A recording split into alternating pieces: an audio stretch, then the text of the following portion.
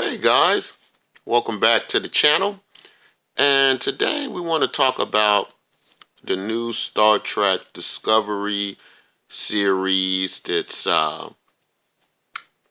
scheduled to air in 2017. Um, and My thoughts are this is going to be the best Star Trek television series we've seen so far. And I know a lot of people are just can't see that right now. uh, and I can understand what their concerns are. Uh, some of the teaser trailer we've gotten so far for many haven't been up to or really met expectations of what we were hoping to get. And I just want to start first with one thing everybody's concerned about, and that's the look of the starship, the vessel. So, when we think about the practicality and usefulness of a design of a starship, many aerospace engineers and designers will tell you that saucer-shaped vessels probably make very little sense in a design of a starship. So, as a Trekkie, like many of you, I actually like the look of the saucer-shaped ships and all of the various designs of Federation starships. But if we really look at the facts, the saucer shape makes the less sense, and it's also a dated look. When Star Trek came out in the 1960s, the UFO phenomenon had just really got started a decade earlier or so with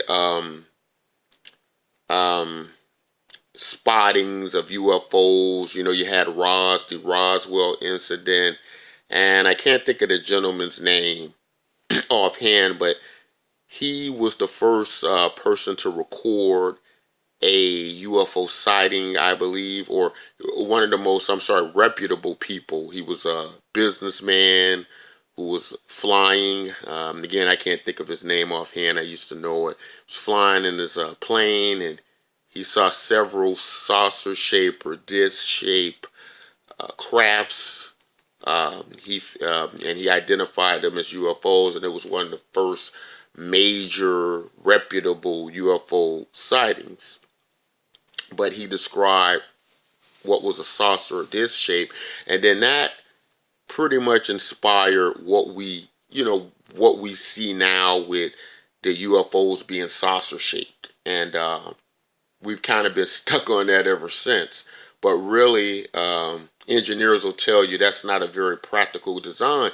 What is a more practical design would be something more in the shape of a triangle, aerodynamically speaking. And with this Federation ship, you actually get, excuse me, you actually get that triangle design, which I like because I think that's would be more realistic. Now, a lot of people says it looks weird, it looks kind of crazy because they got the saucer shape on there, and they got, some people have compared it to Klingon type vessels, which it does kind of, remind you of certain Klingon type vessels, and I don't know if that's going to be, something related to the Klingon Empire.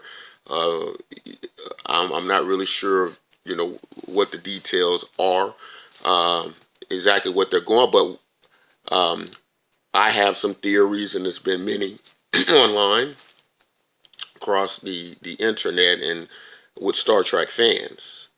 But getting back to the ship itself, yeah, the triangle look, I appreciate that it is being a bit more realistic to a design that would make a little bit more sense. It looks a little bit more structurally sound, and I'm not saying I'm in love with the design. I'm just saying that if we're really talking about engineering and design, that a lot of renderings of what we've seen of a Federation starship would not make a lot of sense. And going back to the saucer-shaped disc thing, that makes uh, hardly any sense. Even though we've come to like that design, it doesn't make a lot of sense. If you talk to NASA engineers today and various people in the space industry and the spacecraft or space exploration industry, they'll tell you that the saucer shape is, they wouldn't pick that to design a vessel. It would be more than likely that you would have something that appears in a more of a diamond shaped form. I'm sorry, or a triangle shaped form. And if you even look at the latest proposal for the space shuttle, or our next generations of space shuttles, they have this kind of triangle style shape. And so this shape, even though I know a lot of people don't like it right now, it will probably still be a little bit more realistic, a little bit more structurally sound than about 70-80% of the starship vessels we've seen. Also, I want to say that this teaser trailer, I've heard many things online like, oh, they only had a couple of weeks just to put this together and throw this up on screen, and that this is the final look of it, and which I can believe that could very well be the case. That they're going to change this, and we might get something a little bit totally different, and I'm going to explain why I think that's probably going to happen. Uh, as well as address concerns about the CGI. Is this going to be the look of the show? And, is this the best we're going to get? Some people complain that it looks like Babylon 5 from the early 90s. So, we're going to just get into some things I think will maybe make a lot of us Trekkie fans feel a little bit better and help them to understand why I think this is going to end up being the best Star Trek series we've seen so far. So first, let's look at what we what we got as far as who's going to be doing this show and putting it together. And we know that Bryan Fuller, who's been involved in many big Hollywood productions and TV shows, he had signed on, but due to a demanding schedule, he was unable to continue to be at the helm of it. So although he's kind of delegated that responsibility to someone else, he's still signed on as an executive producer, as well as people who are directly involved or who were directly involved with the Star Trek reboot. So that should bring us a lot of comfort, because the Star Trek reboot, I think it did an excellent job of rebooting the Star Trek franchise, even though this version of Star Trek will happen in a totally different timeline. It will be slightly different, but I think we can rest assured that the people who wrote the 2009 Star Trek reboot, and also going back to Bryan Fuller, who's worked on Deep Space Nine. He's worked on Voyager. He's had a really good career and relationship with the Star Trek um, um, TV series, but also, I think he understands Star Trek, more in depth than just, anybody coming in and trying to, uh, put this show together. So I think he's a true fan, and I think he will know how to get the job done. As well as that, we also have some producers and writers from the Wrath of Khan, Star Trek, the Undiscovered Country. Some of the best Star Treks that were created. We have the brains of those individuals. So we know the stories will be good. We know that the direction of the show should be excellent with that lineage of producers and writers, on board. Also, you know, this is going to be has to be the most expensive, or will be expensive television show on, they're talking about $7 million plus budgets per episode. So on just a 12 episode season, you're talking north of $80 million. And I believe, if I'm not mistaken, they may be doing 13 episodes. So, yeah, that should, that means they're gonna have a big budget. We got Hollywood producers. We got the budget, and I'm confident that they're gonna really nail this TV show. I don't think that they're going to spend this kind of money and come in and fail us Trekkies. Also, as I look back on some of the earlier TV series, I wasn't really a fan of Star Trek Enterprise. I just could never really get into it. I did get into Voyager. No, don't get me wrong. I watched it, but I felt something, was missing with Star Trek Enterprise. Voyager. I got into Voyager, Deep Space Nine, Star Trek: The Next Generation. All of these. But of course, my favorite was the original. I'm one of those guys, and that's the point I was leading to next. That this takes place, from what we know, this will take place about 10 years before Captain Kirk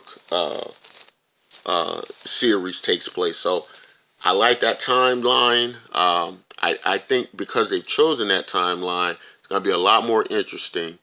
And, I think we're just going to get a certain feel and look that we really, a lot of us Trekkies, we really will be able to appreciate, because I think with a lot of us Trekkies, that Captain Kirk timeline is the best. We've had Picard from The Next Generation, we've had Captain Janeway, we've had Captain Sisko, we've had all these people in these different timelines, these futuristic timelines. And then we've had Enterprise that was far in the past. But I think for a lot of us Trekkies, our favorite timeline has been the timeline of Captain Kirk, which is the 22. I believe it would be probably like 2250 something. Because I think Captain Kirk's timeline was like 2260 something around there. And so I think that part of the Star Trek universe is going to be, for a lot of us, our favorites. And I think we're going to get a lot of great information in in that time, in that world around where Captain Kirk was, ready to be groomed and formed. And, also, there's a lot of speculation about who exactly, what this ongoing story, or I'm sorry, this this story we've already heard that they're keeping us in mystery about. And there's been some speculation about that. But one theory that I like is going to be relative to what happened to Captain Garth of Iser, I believe he is called, and he was supposedly the model for Federation captains. And on the original series, there's an episode where Kirk is basically trapped and ambushed on this planet, or I mean this I believe it's a space station. And he meets Captain Garth, and he basically, we get to understand, who he was, how he became this megalomaniac, maniac, how he lost his mind, and basically, some of the theories is that some of the crew, or I'm sorry, it may be about his crew who had to actually basically take the ship back from control of him because he had lost his mind and become this megalomaniac. And it's a great episode. I can't seem to remember the name exactly of it. I think it's something like Of Gods for Men, something like that. I could be saying it incorrectly. It's been so long since I saw it. But it was a really great episode, and we think the series, or I'm sorry, the story that they're talking about, this mystery story that we know might be about this character. But to get into, even though we haven't seen the show yet, and we don't have all the details, we really don't know what to expect. But why? Some reasons I think it'll be better than the previous Star Trek series, or will be the best Star Trek television show we've gotten so far, is because of the lineage and legacy of Star Trek. Because Star Trek has done we've had so many TV series and spin-offs of Star Trek. We've had the movie reboots. I think that because of that, there is a lot of things we can look at, or the producers of the show and the writers of the show can look at and sift through it and go, okay, we got this right, we didn't get this right. And so I think from all of their past mistakes with some of the TV series, I think they can learn a lot from that. Also, the last TV series we had ended in 2005, I believe. So they ended before we got the Star Trek reboots. So the Star Trek reboots were just awesome, I think. And I think we're going to get a lot of pulling from that, and that's something that the earlier TV series didn't have. They didn't have this the sophisticated storytelling we have now. They didn't have the what I believe is going to be a great set because of the budget and the future of our film technology. And I also believe even the storytelling is going to be a lot better than what we've seen so far, because some people feel like this may actually end up being an anthology where we just explore various areas of the Star Trek universe in the various quadrants.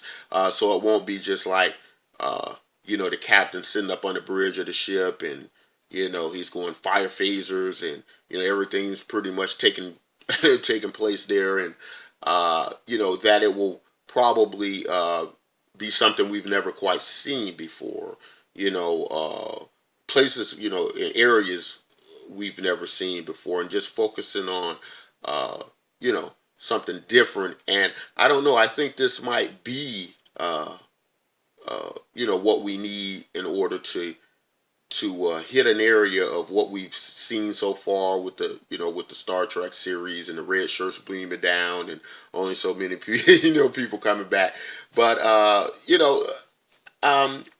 we don't have a lot of information. There are some speculations about uh, uh, who the crew is going to be and who the aliens are going to be, and we're not 100% sure as to exactly who they're going to be. We do have, well, there was some casting information around the internet about who's I'm sorry, yeah, because Michelle Yao, I believe her name is, she's supposed to be female captain, and it's also uh, going along the lines of the same legacy that's been Star Trek of diversity amongst crew.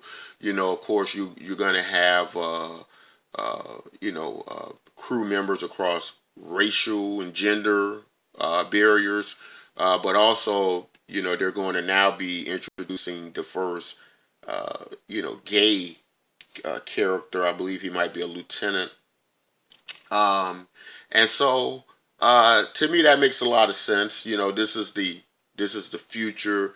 As we look at our politics, I guess you could kind of look at the Starfleet Academy as the naval forces across space. They're like a navy, and like here in America, in our military, we had don't ask, don't tell, but then it moved on to where it was fully acceptable for gay members, of the community to be able to openly serve, in the military. So, I think that, would make perfect sense that we would see characters like that in the far distant future, uh, representative of, the gay and lesbian communities. Um, so, I think that's, the show is going in the right direction. I'm not concerned at all about it. I think it's going to be awesome. I think we've learned a lot more sophisticated, storytelling. And like when I did my review on Rogue One, and I said that in the Star Wars universe, that we've come so far in storytelling, and uh, we've come so far in film techniques and CGI that it's very hard for the earlier uh, incarnations of these various shows to compete. But I'm very confident that this Star Trek series is going to get it right. That I know the trailer looks, to some people, it looks a little bit amateurish. I hear people saying that which is people are really getting good with doing CGI on their computers at home, and a lot of the fans, they're doing a lot of these various Star Trek, shows and film, and I mean some of the CGI quality does look very good. So with this show spending this kind of money, we're looking to see something along the lines of I mean, to me, uh, one of the science fiction shows that did it the best with CGI and space and spaceship and spacecraft was Battlestar Galactica. I never heard them having a huge budget concern about doing that series, and I thought that the how they did Battlestar Galactica, I thought it was very much in competition, if not beyond, with a lot of spaceship movies I seen on the silver screen. So I don't think this is going to be the finished product. As they're making statements about. I think we're going to really get a much more spectacular look. I think this is just like a teaser. Um, I think we're going to get something a lot better than this. And I think the storytelling is going to be awesome. Like I said, we get the big Hollywood wigs on this thing. It's not like I don't think this is going to be like some of the earlier shows where you had maybe Gene Roddenberry or his son on it, and they were I think this is going to be at the at the Hollywood level, at the big screen level, that we're gonna get. Also a lot of people are complaining about it being on CBS, Access, CBS All Access, and for the rest of the world, I'm sorry, that will be just for North America, and for the rest of the world, it being on Netflix, which obviously will be great for the rest of the world. But I can only say that uh, what they're doing with this show is no different than what's been done with Game of Thrones. You have to pay watch Game of Thrones. What's been done with Westworld, and when you're dealing with large budgets like that, um, you know, a lot of these premium services that they're going to need to be able to, I guess, pay for these shows. If you're doing it on a scale like they're doing this show, this isn't like a regular, TV shows. This isn't going to be a regular TV show like the Star Treks we've gotten. And that's another reason why I think it's going to be the best we've seen so far, because I think they're really going to do these like mini movies. And again, I'm drawing all this from the budget. Like I said before, 7 million plus per episode. Um, the people involved. We got all the major people who were involved on the Star Trek reboots, Wrath of Khan, Undiscovered Country. We got the people who were involved in Star Trek: The Next Generation, Star Trek Voyager, Star Trek Enterprise, Deep Space Nine. So we got all of the people involved that have done excellent jobs for the Star Trek universe. And, I think they know what's at stake. I think they understand the mistakes that have been made past and prior. And again, that's the great thing about having a long legacy and a long history of something. You have something 50 years in the making. Star Trek is much more older than the Star Wars universe. And so because of that, you can go back and you can go, okay, this works, this doesn't work. So I'm very confident in this series. And I think it's going to be the best Star Trek TV show, even better than, dare I say it, the original Star Wars, because even though I like the original, I'm sorry, I'm still stuck on Star Wars. Even though I like the original Star Trek, it's my favorite, the Captain Kirk ones. I still watch all the episodes. I still prefer them to any of the other spinoffs. I think that in the 1960s, how they view space exploration and some of the adventures they had were a bit silly, a bit just kind of done a bit silly, and it was good. It was good TV, and I'm sure for the 1960s it was great. But I mean, due to the lack of sophistication, whereas the old Star Trek, I thought the acting was better, even though people say William Shatner overacts. I still think that the acting was greater. I still was more invested in the original Star Trek series than any other. And then I loved all the Star Trek movies with the original crew. But still, even so, the where we've come now with what space exploration will probably really be like and what we probably encounter. I think this new series is gonna be more on par with that. It is gonna take from that history, but I think it's gonna change a lot, and it's gonna shape it more into what we come to expect. You're not gonna have I don't think Captain Kirk on planets fighting a lot of these crazy, jealous, humanoid aliens, like he doing some of the other shows, and just some of the weirdness that the 1960s produced. Obviously we're not gonna see that in today's versions of of our Star Trek shows. But guys, we just have to patiently wait, and I think this is going to be the best of them all because of some of the reasons I've underlined. Please voice your comments and concerns in the comments section. Let me know what you think. Let me know what your concerns are. And if you like this type of content, don't forget to like and subscribe. As we bring you future information, make sure to stay tuned. And if you can't stay tuned, maybe you're in jail. Then break out.